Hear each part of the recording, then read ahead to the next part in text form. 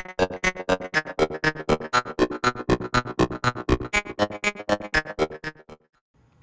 guys, welcome back to the second half of the conversation we had about the original Mario games.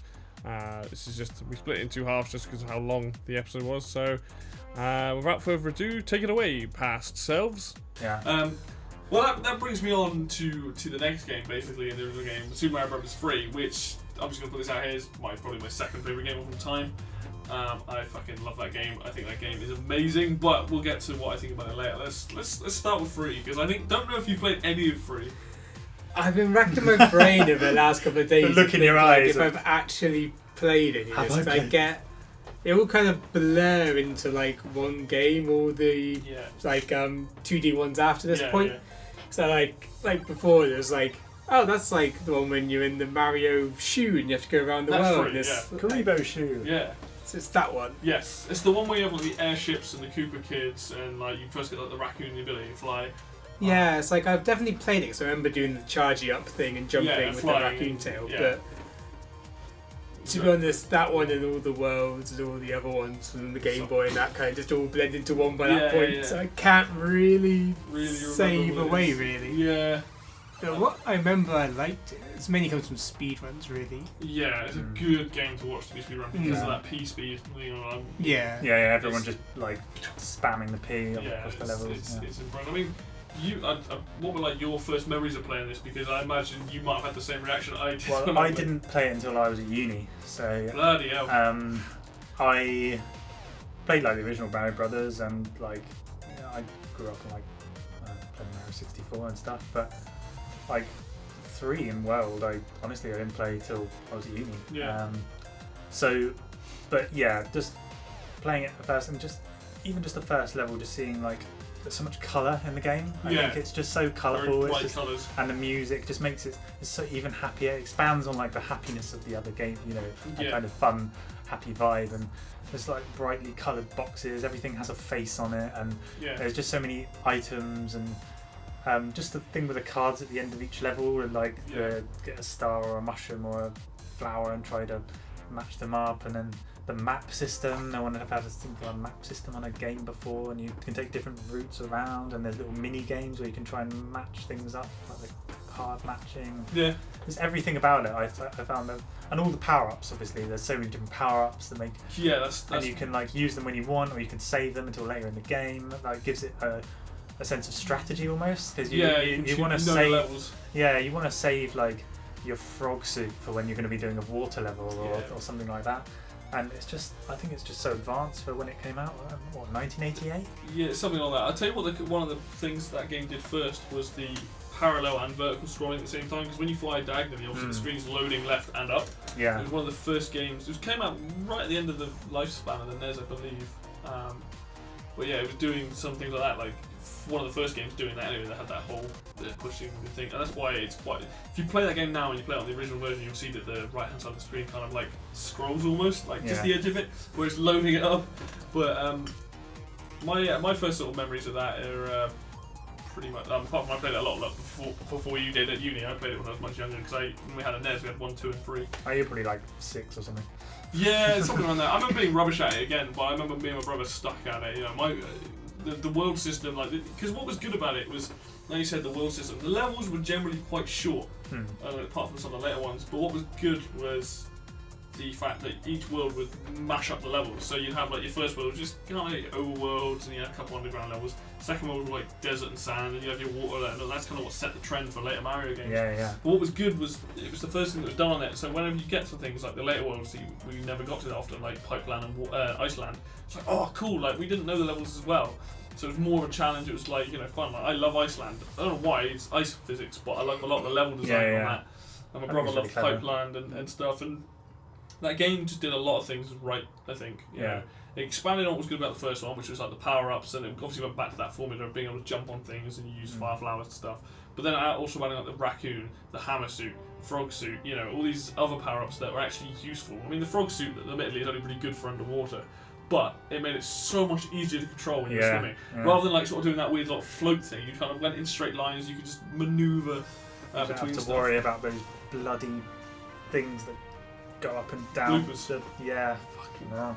Yeah. You can just swim around them pretty easily. It's like, and off you go. There's that bit with the electric, the jellyfish. Electrodes. That they're just fixated. They don't move. Yeah, but you have to so get like, in between them. and like that's quite difficult unless you have like I don't know. Yeah. Unless you knew the level beforehand, obviously, or whatever. Yeah, I mean, going into things that I like about the game, literally everything. Like there isn't, for me personally, I don't think there's any flaws with it. Like I think that game is like the perfect platform in my opinion. You know, there's probably maybe some issues with it, like, but everything about it, all the music in the game is great. Not one single track in it that I don't like. The actual physics of Mario and the way that he moves and stuff is the one that I'm used to the most. Like obviously, as soon as you hit P speed, you jump really far, so you kind of have to get used to that. But you know, also is the first game that you pick up shells, which is actually really useful. You know, being able to carry a Koopa shell and like use the smack blocks and things like that, and just everything is just great. I love it. I love the music. I mean, the main theme is almost jazzy, which is just great. So you know, it's got that kind of click your fingers vibe to it. And the remix to the Underground theme with the drums and stuff into it. It's just layered it and just made it like that was cool. By that point, obviously, like the music had expanded to some degree where they were using more channels and things. It was, you know, they had more like the technology had advanced a little bit. And you had a bit more depth in it. Yeah. So. Scenery and the level design is great, and the game's power ups and the maps is like having a map is really cool. Like, I mean it definitely is is difficulty curve. That game does a really good job of like, you know, by the time you've got to World 6, I would say onwards, you know, maybe World 5, because World 5 is when you start like up in the air and you keep falling down pits. Yeah. But you know, you get to sort of World 5, and by that point you've kind of got a handle on the game. You know. There's the odd level, like the sun level on World 2, is if you're not used to that mechanic. That can be frustrating. Yeah, but I think, you know, like every little level, which is more like a bite-sized bit of gameplay, is just fantastic. And for the most part, every level I can think of, like I go, oh yeah, it's that level, I want to play it. So you know, I literally can't say anything bad about that game. It's so good, and you know, I don't know about you. Like, I mean, you say you can't really remember much about it, and you'd have to play it again, but. Yeah, there's not really much I can add to this. So whenever you say stuff, I'm like, oh yeah, I can remember that. I mean, answering that last question, does it hold up? Absolutely. Yeah. I think that game is like. I think if you had to give someone a platform game, I'd say play 1 first and then play 3 because it expands on so many things. But I think 3 in every way is much better than 1. Once you get into it, once you start playing it, you don't want to put the controller down for anything less than a fire alarm. Yeah. Like, it's so addictive. Yeah. Like, you don't want to pause it. You just get glued to it. Like, I think I didn't have dinner one night because I was just so addicted. And it got to like 11 and I was like, there's no point in cooking something now. Just keep playing. Yeah. Just keep playing. I think to your point earlier, Fruity, with the stuff about saying, you know, with the first game, you know, it constantly flows and never stops. Like, you can get through that game without ever stopping. 3 does the same thing, but on a bigger scale, because obviously you can fly and stuff. So if you want, on most levels, you can just fly over the top. But it does that really well, where like I can pick up, I can hit forward and run. Probably complete most of the levels small, apart from obviously the ones we're on platforms. But generally speaking, yeah. So a hard question for me to answer because I don't remember it being annoying. I don't remember when I have played it ever being like, this is bad. But then saying if it holds up or not, I really don't have enough information. Yeah, I suppose you need to like play it again or something. I guess this would be a game I probably will actually replay, the ones we've listed so far, because I don't mind actually playing this one. Talk about Super Mario World, because this is obviously the first Mario game to come out on the We can maybe SNES. Compare it to 3 while we're going as well, Yeah. I suppose. Like. And like, you know, I remember playing World a lot later. My mate brought his SNES around. He actually gave it to me for my birthday. Sorry. I remember it getting a lot harder, a lot sooner. I think that game, like, you know, it took me. The first boss in the first world, is difficult. If you can be there for ages, knocking this thing up and down this bloody seesaw thing. But for the most part, I think the game is actually really, really good. I think like the addition of Yoshi is fun. Yeah, definitely, yeah. But yeah, I mean, you said you probably played it at uni. Again, first time I played it was at uni, and I found it. Like, I watched my friend play it, and to be honest, I didn't have much prior knowledge of it before uni. It's really weird. I don't know why it bypassed me. I had like a couple of friends who had SNES when we were kids, and I played Super Mario Kart, and for someone who loves Mario games, and you know, I've completed like, I don't know, quite a lot of the games and stuff, and played and completed most of the main series. But I saw it and I was like, oh, Mario looks different. Like the sprite and I was like, am I gonna like this? And then I was like, I got into it and I was like, of course I'm gonna like this. This is great. And again, the map system is really cool. I like the fact that there's different islands. There's like the way you start, and then there's like the donut plains, and then there's the chocolate forest and area, chocolate the island forest bit, which used to drive me mad because I could never work out how to move on from it without going around in a circle. Because you have to get a different exit in order to get through. I thought that was really clever. The whole key thing was great. Certain elements where you think, they have upped their game a bit, but at the same time, part of me says it hasn't really. It's kind of changed obviously aesthetically, and like level design a little bit different, but I don't think it hasn't ramped up. Definitely hasn't ramped up as much as 3 did over like 1. That was a massive leap, and that's why Super Mario 3 was like, whoa. But I still think Super Mario World is pretty like, wow. This is a great game, and it's even though I didn't play it as a kid, I still have this kind of nostalgia for it, even though I didn't play it till uni, which was like, I don't know, 7 or 8 years ago or something. And I can see how if you played it as a kid, you'd be like, yes, I love this game. Like, again, it is a fun, happy game. So, what are you? Obviously, I guess it's the same sort of thing with 3, but I'm assuming you have played World at some point. The one with I've played Yoshi World and stuff in it. Yeah, when you talk about saw blades moving and Yoshis and stuff, it was all coming back to me. Like, oh god! It's like, oh, that's one, not the other one. Yeah, it's basically the same thing, really. I don't really have much more to add. Unfortunately, I was always, saying it does what the 10 don't. So it's like, I'm not all about Sonic, man. I'm all about Sonic. We'll get onto a Sonic podcast, then you'll just no one else will so many words. You'll just be talking. I might not as well be in the room for that. You'll just be talking the whole time. No, actually, we'll play it at that point. Fanboys don't see this video. They're like, oh, how can you judge things when you haven't even played them? Blah, blah, blah. Yeah, well, we don't care about fanboys. Oh, why aren't you a Nintendo fan? I am a Nintendo fan. I just haven't played these games. I don't give a toss what other people think. At the end of the day, like, I haven't played Zelda 2. Does that make me a non-Zelda fan? Yeah. No, I mean, we're going back to World. Sorry. Going back to World. I mean, I think it was Koji Kondo in that one, but basically that guy is a god, and his pretty much all the Mario music is iconic. I love it. The aesthetic of that game was so good. The 16-bit graphics really added a lot of vibrant colours. The backgrounds. That's a good point. I didn't.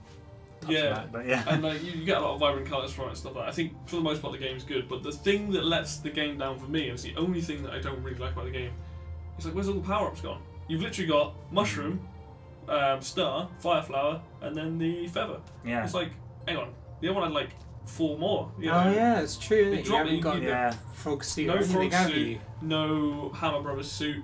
Oh no, what's the other one? Tanuki suit. Yeah. You know, I know it's not a huge difference, but it does make a difference when you've got options. You know, the anchor, which nobody ever uses. Obviously the whistles, all these other extra little bits and bobs that you can collect. And did they ever explain why they didn't include them in the game? I assume they just maybe wanted to simplify it a little bit, because you still have the flying mechanics. The cape mechanics are different to the raccoon mechanics, because you no longer have the P. You just fly up and then you do the thing with the cape where you can bob up and down. Oh yeah, you like sail, don't you? Yeah, and you can like whoop whoop. And like with Yoshi, I think Yoshi became kind of like an extra power up where depending on what he eats, he could fly or fire fireballs or stomp the ground. That's true. Yeah, you can fire things back as well. It's so interesting to me, because obviously some people they're like, no, World is obviously better than 3, and other people are like, no, 3 is better than World. And obviously the games are both really good in their own right, but it is that part of it that edges it over for me. Like, I like the map stuff. I mean, the game is good. It's much harder. I think it's much harder than 3. Are there anything? Is there anything you prefer over? I know you obviously 3 is your favourite out of the 4. Is there anything you prefer in World over 3? That's a good question. I mean, the length of the levels to some degree is quite nice in World. Some of the later levels, like they don't feel too long, but they feel like they're a nice length. It's hard because I've played World a lot, but still less than 3. I think maybe some of the bonus levels, like some of the secret groups and stuff. I think like some the of the Star thing. Star Road is amazing. I think that whole thing. But when comparing the games, I think I still prefer most of the things that 3 does that World doesn't. But the games are pretty similar in a lot of ways. One of the bonuses, being able to save. Yes. Yeah. So it's a big game, and if you didn't have the option to save, then I think turn a lot of people off because you'd have to be sat for fucking hours. It is a long game unless you take Star Road and I know cheese it. I know 3 is quite a long game without saving, but I don't know. I think 3 is still about 2 hours. World is probably longer, right? I think it's got more levels. It's got like 96 exits. Yeah, yeah. So being able to save is quite handy. Like you said, I do really like the secret levels and things. Cheesebridge is great. It's so hard, but it's a great level. I quite like the unlockable blocks, so like the red and yellow, blue blocks. The switch palaces. The switch palaces, cool. yeah. So you don't necessarily have to go to them. But they make the game a little bit easier because they give you extra content. Like yeah, so if you come across them and you make certain go onto levels, it does make certain levels easier. Doesn't it? Does it give you any? Certain coloured blocks give you certain power-ups as well. Yeah. Does it give you any more exits? So there's some exits you can't get to without getting. Technically, it makes getting to some exits easier. Yeah. Like I think there's a couple of them that you needed to do it, but I think you can still do them, but in a much harder way. Like, they just make it like actually possible to do it properly. But you can probably cheese your way up to them. I think. Yeah. I probably do still prefer Super Mario 3. Yeah. Yeah. It's close call. You learn on one side or the other, I think. Yeah. You play both and you go, I prefer this one or this one, and you have your own reasons for it. Like, I don't knock that people prefer World over 3, except they're wrong. But like, it's just that's what they prefer. The game has both games have a lot going for them. And does it hold up to this day? Absolutely, doesn't it? Yeah, play well, it's very definitely does. reliable. Yeah. Other than the lack of power-ups, is there anything else you dislike about it? Apart from some of the auto-scroller levels, like you're saying, there's more of those. I mean, 3 has them technically with the airships. The airships are auto-scrolling levels, but yeah. I feel like there's more of them in World, and a lot of them are quite slow. I think other than that, no, I don't think there's much I hate about the game. Like the game, the thing with those original Mario games is they're very, very focused games. Like they know, they use a type of physics engine for that game specifically, or each one. They know how to make it. They make the games. To me personally, I think they make the game controls feel very tight. Yeah. Like when I play a Mario platformer, I feel like I know exactly what I'm doing, like when to jump, when not to jump. Like I feel like I'm always in control. I feel like it's always pretty consistent across the games. Yeah, you can kind of jump between them. I think one to World is a bit of a jump. Yeah. But generally, if you're playing through them, you can keep, you keep it. Unless obviously you're playing 2, and in which case you pick Luigi and you just float forever. It's like launch off and play Peach and just fly. But yeah, I think they do a good job of keeping that consistent. But I think all in all, I think the game still holds up really well today. I think it's a decent game. We'll have to set you on it. We'll have to get you to play 3 and World. With some more homework. You'll do a review. Yeah. But like, I hate these games. It's interesting what you said about the auto scrollers actually, because I do like some of the auto scroller levels on 3 and World and stuff, but I can see what you mean. Like too many of them is just like it does slow it down. You can't control.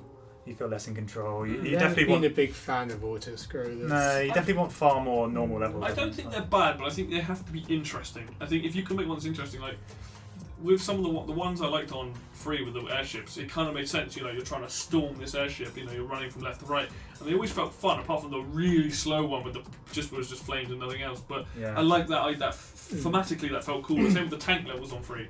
Where you obviously got these tanks rolling towards you, and that's really cool because you're like jumping and bobbing and weaving between these cannons. You really have to like focus there, and you're really gripped by it. It's like if anyone tries to talk to you, like shut up! I'm playing a tank level. When you're playing a level where you're on a platform, the platform's going along a set path, and really all you're doing is jumping. I think that really designing an auto-scroller to a point where you feel like you're in control and it's not out of your hand, and also you have some kind of speed to it. But it's. As long as they're fun and that like whatever you're doing at the time while you're progressing is fun, then it's okay. Yeah, it's that problem of being overwhelmed with what's going on around you. Yeah. Which is always a problem with auto-scrollers. Yeah, they try to make it a bit manic, don't they? There's the one in 3 where you're going. I think it's in. The really fast one. But you're going up, and you have to like. Oh, the lifts. Try and get onto the lifts, and there's that fucking bomb thing. The fire chomp that's chasing you. That level that's quite tough. That's tests. I think that would. If you give that to anyone and go right, complete this level first time, I don't think anyone would do it first time. No. I did watch a strategy that makes it a bit easier though. Oh, okay. Which from a speedrunner. Yeah. Just kind of like final thoughts then on the game, these original games. I think. Yeah, you can go back to them whenever you want. I've got them downloaded on my Wii Virtual Console. I can just load them up. Yeah, just load them up, play it whenever you want. It's just so replayable. It's just a a classic bit of gaming. It's inspired. You know, we wouldn't have platform games like we do if it wasn't for like Super Mario Bros. 1 and probably Super Mario Bros. 3. Yeah, the sort of the pushing the things. I mean, how do you feel about it? I just think it's so revolutionary. Yeah. I can't say I'm overly attached to any of the games. Although the first one I still hold that one. That's still quite dear in my gaming. I think it's hard not to like the game. I think it is hard not to like the original game. Second, I don't think I'm ever going to really pick that up again. Yeah. There's too much other stuff I want to do. But I think I will give 3 and World a go. Yeah. I think it's definitely made me want to play them more. Yeah, it is interesting. It's like, it's when I think of like platformers that really influence me, it'd be more like the Mickey Mouse ones and the Sonic. And that's good Mickey, but some of the old Disney games. Not Fantasia though. As we've seen, that game is atrocious. We'll get to that at some point. I'm sure we'll get first to the, good, third and World, I'll give them a shot. Yeah. That's my final thoughts. I think basically the way I see it is, these 1, 2 and 3 were really what I grew up with. Then obviously later on I played World. Lost Levels is, you can kind of leave it or take it with that game if you enjoy it. But for the most part, those 2D Mario games kind of shaped why I love platformers so much. Like, I love the Sonic games. Like, give me Sonic 1, 2, 3 and Knuckles. Those games are fantastic. Give me the first 2 Donkey Kong Country games. We don't talk about the third one. Fantastic.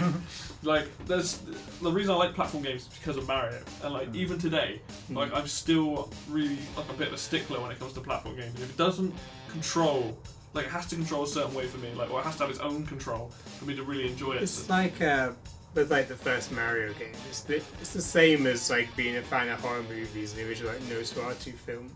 It's like you can't not appreciate what it did for that genre. It's like so iconic, you can't really ever avoid it. It's like saying you hate classical music despite the fact that it is the basis for all other music ever. Yeah, a lot of stuff. Yeah, it's like it's just I think, like, those games will forever be will probably be always up there. With Smash, but we'll get to that way down the line. But like, these Mario games like are just fantastic, and anyone goes to me like, oh, if I play some games, what would you recommend? I'd be like, play these games. Look at where we are today because of like some of these games. In that genre.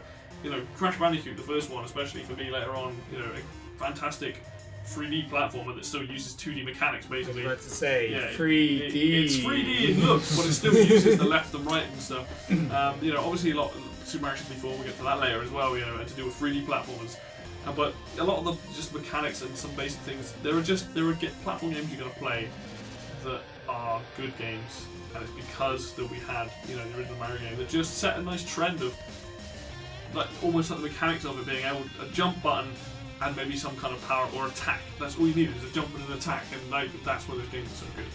So, I'm sure we'll get onto the other Mario games on another episode. Yeah, that'll be fun. Yeah, 3D. We'll get to the 3D ones later. That's gonna really enter a whole new dimension. Yeah. But that is it from us today. I hope you've enjoyed us waffling on for far too long. Quite a long time, actually. Quite a long time, but. I just want to say, thanks for listening, and thank you, Mr. Mark. Good night. Joining here.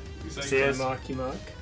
Thank you, Mr. Fruit Sama, for also joining us for this lovely podcast. Thank we really you. didn't have a lot to talk about. I was about to say, I feel like I added a lot to the conversation. And thank you from me, and we will see you next time. Bye.